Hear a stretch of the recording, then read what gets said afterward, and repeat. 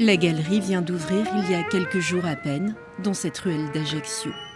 Ici, c'est une histoire de famille qui raconte tout le XXe siècle insulaire, petite et grande histoire, où Marcel Pagnol descend du bateau et où les bambins se font des baisers. Ange, Toussaint et Michel Thomas y sont exposés par Robin, le tout dernier regard de la dynastie.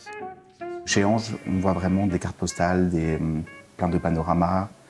Chez Toussaint, on sent vraiment qu'il a capturé l'âme d'une génération.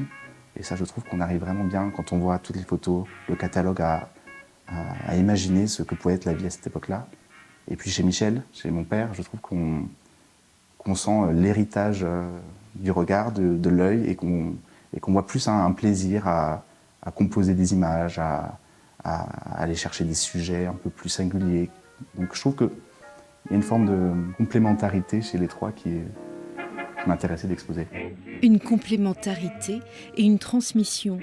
Dans cette photo que l'on croirait sortie d'un film, Ange photographie son fils Toussaint en train de ramer dans le golfe d'Ajaccio. Mon père m'a beaucoup parlé de mon grand-père.